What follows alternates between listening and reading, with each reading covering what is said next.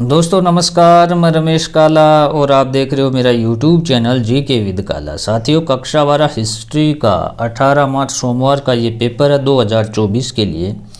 ध्यान से लास्ट तक देखें, चैनल को सब्सक्राइब करके बेल आइकन को प्रेस कर लें। एक मेरा व्लॉग चैनल है, पहले मैं आपको बता देता हूँ, बहुत अच्छी मुहिम हमने चला रखी है। मानवता के नाते आप भी उसका हिस्सेदार है वो बन सकते हो।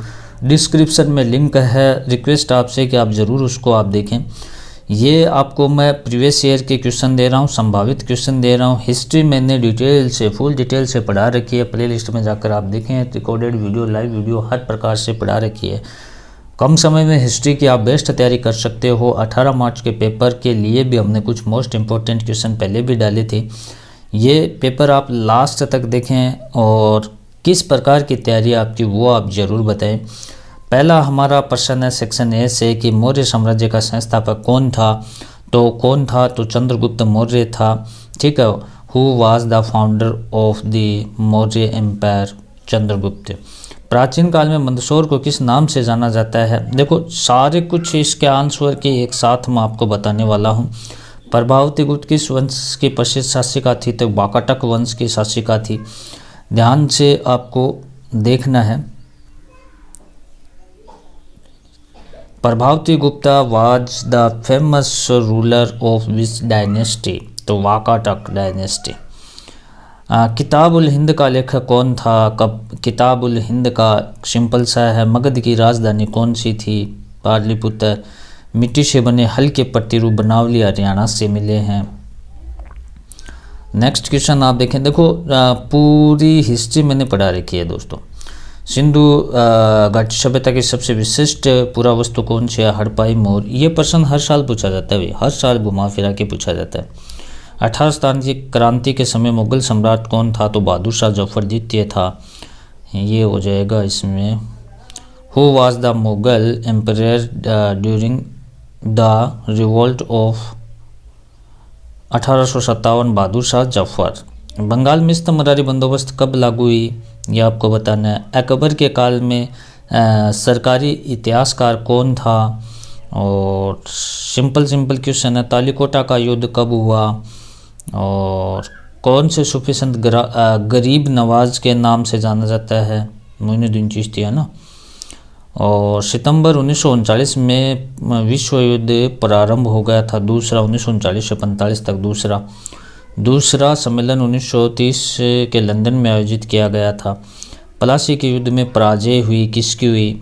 प्लासी बक्सर, दोनों याद रखना आपको। अखिल भारतीय जनगणना का पहला प्रयास कब हुआ? पहला प्रयास की बात होती है लॉर्ड मेयो के काल में 1871 में।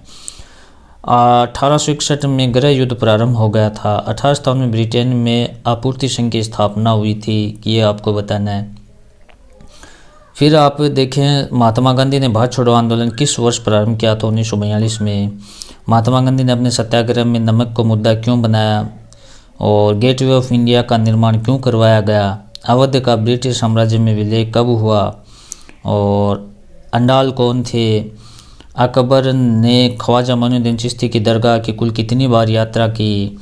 इब्न बतूता ने किस शहर को भारत का सबसे बड़ा शहर बताया?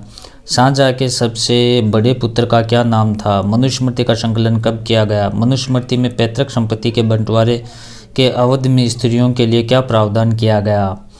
नेक्स्ट है, बहिर्विवाह पद्धति से आप क्या समझते हैं? जॉन मार्शल ने सिंधु घाटी में एक नवीन सभ्यता की घोषणा की। नेक्स्ट, अंग्रेजों द्वारा भारत में सार्वजनिक भवनों में नवशास्त्रीय शैली का प्रयोग क्यों किया? 1857 के विद्रोह में विद्रोहियों द्वारा हिंदू मुस्लिम एकता के लिए क्या क्या कदम उठाए गए? किन्हीं दो का उल्लेख कीजिए। 1857 के विद्रोह के समय भारतीय सैनिकों में असंतोष के क्या कारण थे? किन्हीं दो का उल्लेख कीजिए। रेतवाड़ी व्यवस्था स्तमरारी बंदोबस्त से किस प्रकार भिन्न थी? संथाल विद्रोह के क्या कारण थे? ये सारे क्वेश्चन आपको अच्छे से देख लेने हैं। आप कैसे कह सकते हैं कि विजयनगर में प्रधानमंत्री राम राय द्वारा सुल्तानों के प्रति अपनाई गई नीति जोखिमपूर्ण थी? विजयनगर शासकों की स्थापत्य कला के कौन कौन से तत्व तुर्क सुल्तानों द्वारा परिवर्तित स्थापत्य से प्रभावित थे? सूफी संतों की लोकप्रियता के क्या कारण थे? और नेक्स्ट है, इब्न बतूता भारतीय डाक प्रणाली को देखकर चकित क्यों हो गए? इब्न बतूता सिंध कब पहुंचा? उस समय दिल्ली का सुल्तान कौन था? गोत्र व्यवस्था के 2 नियम। 6वीं शताब्दी में सोने के सिक्के मिलने कम क्यों हो गए? सिंधु घाटी सभ्यता में प्रचलित बाटों की कोई 2 विशेषता आपको बतानी है। बड़े उत्तर आप देखें, लॉन्ग आंसर टाइप क्वेश्चन। और अभिलेखों से जानकारियां प्राप्त करने के लिए किन किन कठिनाइयों का सामना करना पड़ सकता है? किन्हीं 4 का उल्लेख। 16 महाजनपदों में मगध के उत्थान के कोई 3 कारण। नेक्स्ट, सिंधु सभ्यता के गृह स्थापत्य की कौन सी विशेषता आज भी प्रासंगिक है? आप कैसे कह सकते हैं कि सिंधु घाटी सभ्यता के निवासियों को सुदूर क्षेत्र से संपर्क था? विजयनगर साम्राज्य में महानवी डिब्बा का क्या धार्मिक महत्व था? विजयनगर साम्राज्य में कृषि क्षेत्रों को किलेबंद भूभाग में क्यों सम्मिलित किया गया था? आप कैसे कह सकते हैं कि 18वीं शताब्दी में भारतीय शहरों के स्वरूप को परिवर्तित का एक नया चरण प्रारंभ हुआ? आप कैसे कह सकते हैं कि औपनिवेशिक सरकार के लिए शहरों के मानचित्र तैयार करवाना उपयोगी था?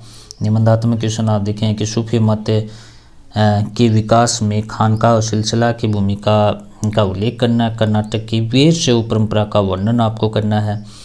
कुछ क्वेश्चन और मैं आपको दिखा देता हूँ साथियों कि जन नेता के रूप में महात्मा गांधी के उत्थान का मूल्यांकन करना आपको, और राष्ट्रीय आंदोलन में नमक सत्याग्रह का मूल्यांकन करना आपको। भारत की रेखा मानचित्र में आपको ये दर्शाने हैं स्थल, सूरत, अजमेर, मेरठ, कटक, ओके जी। और ये अथवा में भी आपके कि जबलपुर, झांसी, अलीगढ़, अम्बाला, और साथियों इसमें आपको दर्शाने हैं। और मैंने आपको डिटेल से हिस्ट्री पढ़ा रखी है, ठीक है साथियों। वहाँ जाकर प्ले लिस्ट में जाकर आप देखोगे तो ऐसे क्वेश्चनों की आपको आवश्यकता ही नहीं पड़ेगी, वहाँ आप डिटेल से ज़रूर पढ़ें, कम समय में आप पढ़ सकते हो। ये प्रीवियस ईयर के हमारे क्वेश्चन थे, जिससे आपकी तैयारी का भी पता लग जाए और कैसी आपकी तैयारी है वो आप ज़रूर बताएं। धन्यवाद साथियों। डिस्क्रिप्शन में लिंक है व्लॉग चैनल का, उसे भी आप सब्सक्राइब करें।